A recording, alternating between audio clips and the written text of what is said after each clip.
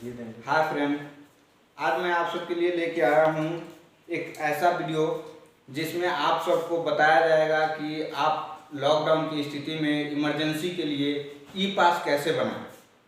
मेरे पास बहुत सारे क्वेश्चन आए हैं, बहुत लोगों का रिक्वेस्ट आया है कि सर एक वीडियो बनाइए और हम लोगों को बताइए कि इस लॉकडाउन की स्थिति में अगर मेरे घर में या मेरा या किसी का ऐसा अचानक सी तबीयत खराब हो जाती है तो मैं घर से बाहर कैसे निकलूँ।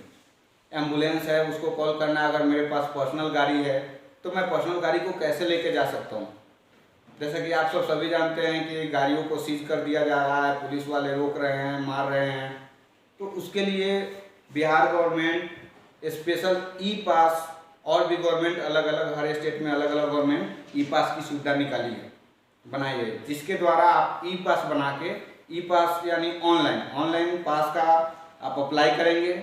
ऑनलाइन पास बनाकर आपको प्रिंट मिल जाएगा और उस पास को लेकर आप इजी में कहीं भी पेशेंट को लेकर जा सकते हैं हॉस्पिटल में। तो आइए आज हम सब मिलके सीखते हैं, जानते हैं कि ई पास कैसे बनाया जाए और कैसे उसको अप्लाई करके प्रिंट करके आप 2 मिनट में किसी पेशेंट को ले जाने के लिए तैयार हो जाते हैं। आप अपनी गाड़ी में, आपकी गाड़ी को कोई नहीं रोकेगा क्योंकि वो गवर्नमेंट आपको ई पास इशू कर रही है। तो आइए हम आपको बताते हैं फटाफट जल्दी से 2 मिनट में कैसे ई पास बनाते हैं। हाँ दोस्तों, देखिए जैसा कि हम अपने कंप्यूटर के स्क्रीन पे आ गए। अब यहाँ पे देखिए मेरा नेट यहाँ कनेक्ट है। अब इसको गूगल क्रोम या गूगल पे या आपके कंप्यूटर में कोई भी ब्राउज़र है, जैसे फायरफॉक्स है, मेरे पास क्रोम है, तो चलिए क्रोम को ही खोलते हैं। गूगल ओपन कर दिया मैंने। अब इस पर आपको वेबसाइट डालनी है। वेबसाइट क्या डालनी है आप ध्यान से एक बार देख लेंगे। वेबसाइट है हमारा सर्विस ऑनलाइन .bihargovin।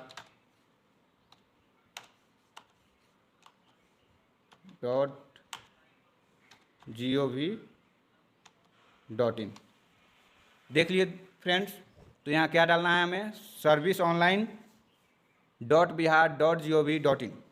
ये हमारा वेबसाइट हो गया। ये बिहार गवर्नमेंट की वेबसाइट है। जैसे कि आरटीपीएस सर्विस, इसमें आपके बहुत सारे सर्विसेज मिलती है आरटीपीएस की, और इसी वेबसाइट पे, इसी पोर्टल पे आपको ई पास की भी सुविधा दी जा रही है। तो अब मैं इसको ओपन करूँगा।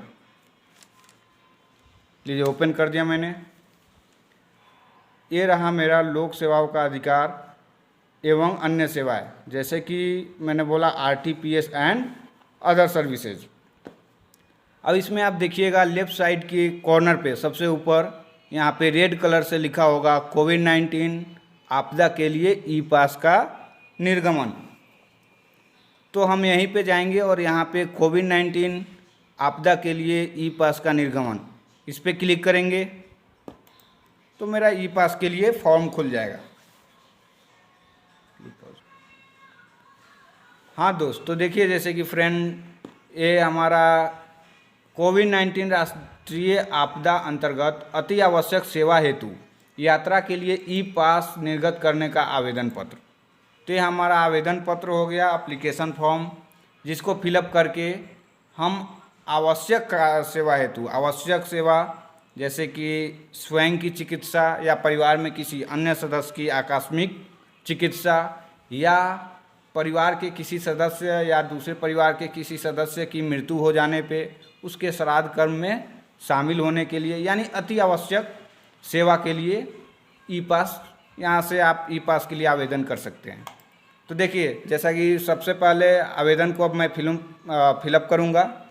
आप ध्यानपूर्वक अपनी नज़र बनाए रखें इस पर और ध्यान से देखें क्या क्या लिखना है। तो सबसे पहले दोस्त यहाँ क्या लिखा हुआ है, आवेदन का नाम, आवेदक का नाम। तो देखिए फ्रेंड, आवेदक का नाम क्या लिखेंगे, जिसके लिए भी अप्लाई करना है उस व्यक्ति का नाम लिखेंगे। उसका आधार कार्ड हमारे पास होना चाहिए। जैसे कि देखिए मैं एक कभी आपको एप्लीकेशन भर के दिखाता हूँ कैसे भरते हैं। तो देखिए मैं एक आवेदक का नाम लिखता हूँ, यहाँ मैंने लिख दिया यहाँ राजेंद्र शाह। फिर आधार कार्ड दे करके उनके पिता का नाम लिखेंगे। मैंने उनके पिता का भी नाम लिख दिया, उनका उम्र लिख देंगे, मैंने उनका उम्र भी लिख दिया। उनकी लिंग लिखनी है तो पुरुष है, पुरुष लिख दिए। फिर उनका मोबाइल नंबर एक लिखना है, मोबाइल नंबर इनका दे देंगे यहाँ पे। आधार कार्ड क्या डालना है, उनका आधार नंबर डालना है, आधार कार्ड नंबर। यहाँ पे पहचान पत्र में मैंने आधार सेलेक्ट किया तो आधार नंबर डालेंगे। अगर इसमें वोटर आईडी है तो वोटर आईडी सेलेक्ट कर सकते हैं। चालक अनुज्ञप्ति, license number, passport, PAN card, सरकारी आईडी कोई भी आप चुन सकते हैं यहाँ से। और जिस चीज़ को सिलेक्ट करेंगे जो आईडी का, उसी का नंबर यहाँ पे देना होगा। तो आधार कार्ड मैंने यहाँ पे सिलेक्ट किया, आधार कार्ड का नंबर यहाँ पे दे रहा हूँ। अब यहाँ पे है यात्रा ई पास की वैधता, दिनांक और समय से, यानी आपको कब से कब तक का पास चाहिए। तो यहाँ पे दिन चुन लेंगे दोस्त, जैसे कि उनको कल के डेट में जानी है 28 तारीख को, तो 28 तारीख मैंने ले लिया। कब जाना है तो 7 बजे लगभग जाएंगे, मैं 7 बजे का टाइम उनका ले लिया। 7 बजे से वो चलेंगे घर से। कब तक वो फिर रिटर्न आएंगे डॉक्टर से दिखा के, तो 28 तारीख को ही शाम तक चले आएंगे। तो शाम तक का मैं टाइम ले लेता हूँ उनका, 6:50 ले लिया, 6:50 तक चले आते हो। वाहन का प्रकार, आप कौन से गाड़ी पे जा रहे हैं, 2 पहिया, 3 पहिया, 4 पहिया, किस गाड़ी पे जा रहे हैं वो आप सेलेक्ट करेंगे। तो उनको 3 पहिया से जाना है, ऑटो से जाएंगे। तो ऑटो मैंने यहाँ 3 पहिया सेलेक्ट किया। अब यहाँ पे क्या है, उनका वाहन का निबंधन संख्या यानी कि रजिस्ट्रेशन नंबर, जिसको हम लोग कहते हैं अपने भाषा में गाड़ी नंबर। जो गाड़ी का नंबर है वो यहाँ पे हम डाल देंगे। ये उनका गाड़ी नंबर हुआ। अब यहाँ पे देखेंगे यात्री की संख्या, उसमें कितने लोग जाएंगे इसका भी डिटेल्स आपको देना है। 3 लोग जाएंगे। तो देखिए जैसे ही हम यहाँ 3 एंट्री किए, 3 लोग का डालें, यहाँ पे 3 लिखे। यहाँ पे हमें एक अलर्ट मैसेज आया। अलर्ट में क्या लिखा हुआ है, maximum 2 person is allowed on 3 wheeler including driver. मतलब एक गाड़ी में 3 व्हीलर, 3 पहिए वाले गाड़ी में केवल 2 ही व्यक्ति का अनुमति है, केवल 2 ही व्यक्ति जा सकते हैं, जिसमें ड्राइवर भी शामिल है। तो समझे दोस्त, आप ऐसा नहीं है कि आप कोई गाड़ी का ई पास बना लिए तो उसमें 3 और 4 लोग जाके घूम सकते हैं, या 3 या 4 लोग आप जा सकते हैं। तो उस केस में पुलिस आपको पकड़ सकती है, आपकी गाड़ी को सीज कर सकती है और आप पे कार्रवाई भी की जा सकती है, क्योंकि आपने गवर्नमेंट की सुविधा का गलत फ़ायदा उठा लिया। तो दोस्त हम यहाँ क्या करेंगे, जैसे कि नियम के अनुसार 2 व्यक्ति जा सकते हैं, तो मैंने यहाँ 2 व्यक्ति के लिए अप्लाई कर दिया। 2 यात्रियों की संख्या 2 लिखा। संचालन का प्रकार, आपको ज़िले के भीतर जाना है, दूसरे ज़िला में जाना है, अंतर्राज्यीय, ये आपको चुनना है। तो हम ज़िले के भीतर ही जाना है। प्रयोजन का प्रकार क्या है, तो उनका व्यक्तिगत है। इसमें आपको 3 ऑप्शन है, आधिकारिक, व्यापार और व्यक्तिगत। तो जनरली इलाज कराने के लिए कोई भी व्यक्तिगत समस्या के लिए ही पास अप्लाई करेगा। प्रयोजन का प्रकार देखिए यहाँ, जैसे कि मैंने बताया था, सदस्य की मृत्यु श्राद्ध हो जाती है तो उसमें, या फिर आकस्मिक चिकित्सा किसी की ज़रूरत है, या परिवार में किसी सदस्य की, तो इनके परिवार में एक किसी सदस्य को आकस्मिक चिकित्सा की ज़रूरत है।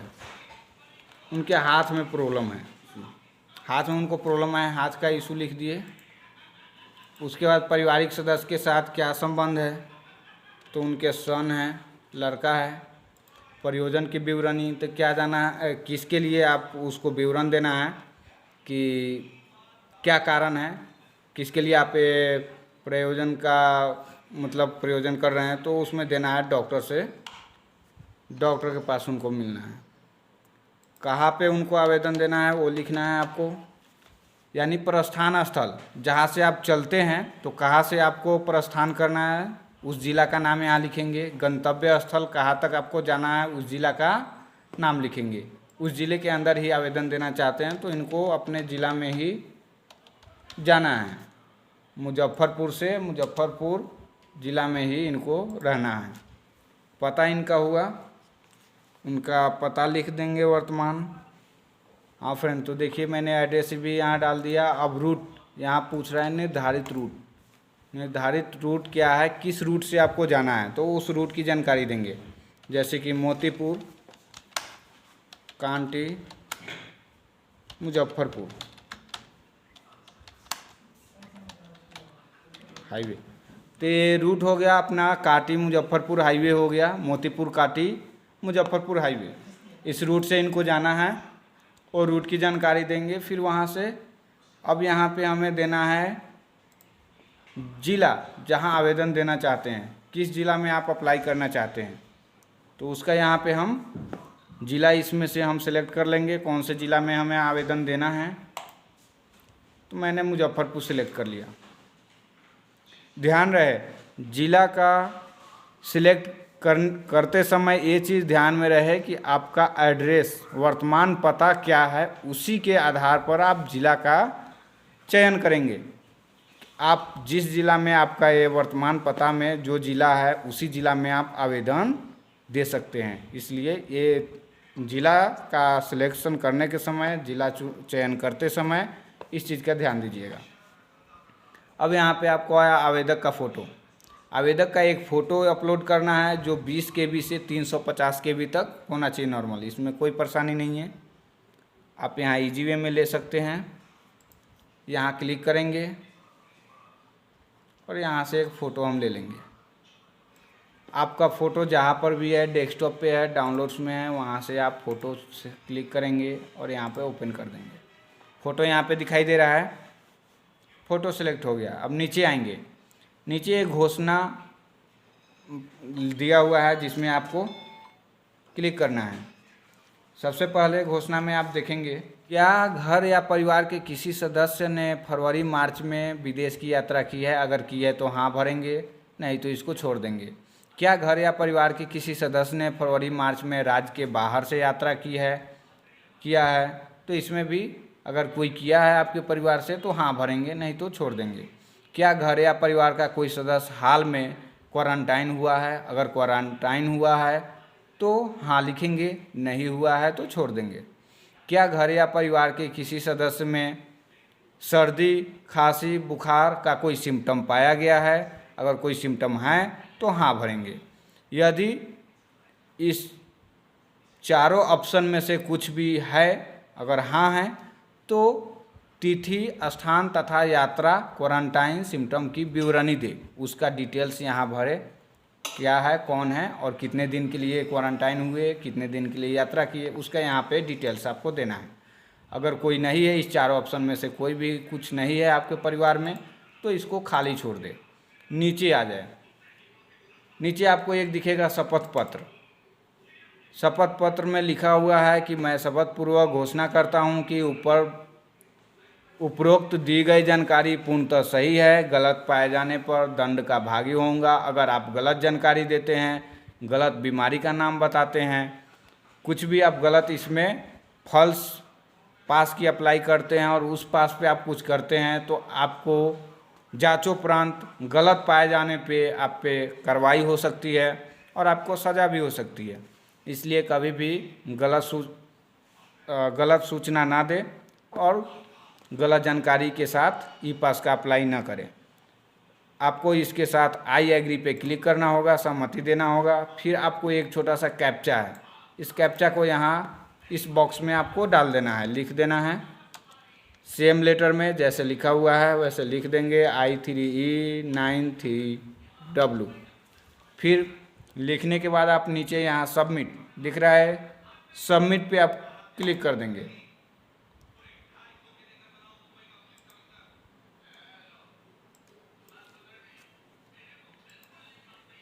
जैसे भी सबमिट पे आप क्लिक करेंगे आपको ऐसा थोड़ी देर के लिए वेट करना पड़ेगा। वेट करते ही आपके पास एक ऐसा पेपर आ जाएगा। ये फॉर्म PDF का ये पेज आने का मतलब हुआ कि आपका पास सिलेक्ट हो चुका और आपको पास मिल गई। ये पेपर आपको प्रिंट कर लेने होंगे। इस पे आपका सारा डिटेल्स है, नेम, पिता का नाम, हर चीज़ लिखा हुआ है। आप इस पास को यहाँ से प्रिंट का ऑप्शन पे जाएंगे और यहाँ से आप प्रिंट कर लेंगे। प्रिंट का सिलेक्शन करके यहाँ से आप प्रिंट कर लेंगे।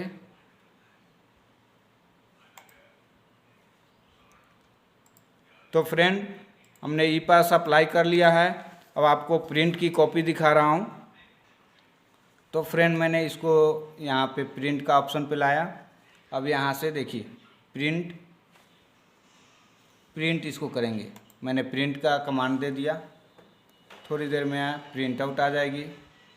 उस प्रिंट आउट से आप इस्तेमाल करके आप जा सकते हैं अपने मरीज को लेके डॉक्टर के पास।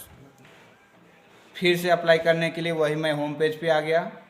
अब यहाँ से आपको दूसरा अप्लाई करना है तो फिर यहीं पे जाना होगा, जो ये कोविड-19 ई पास का ऑप्शन है। हमारा ई पास का कॉपी प्रिंट हो चुका है। ज़रा प्रिंट का कॉपी दीजिएगा।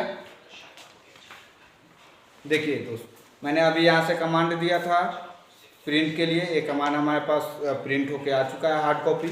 ये आपकी कॉपी है, देखिए फर्स्ट कॉपी जिस पे सारा डिटेल्स है।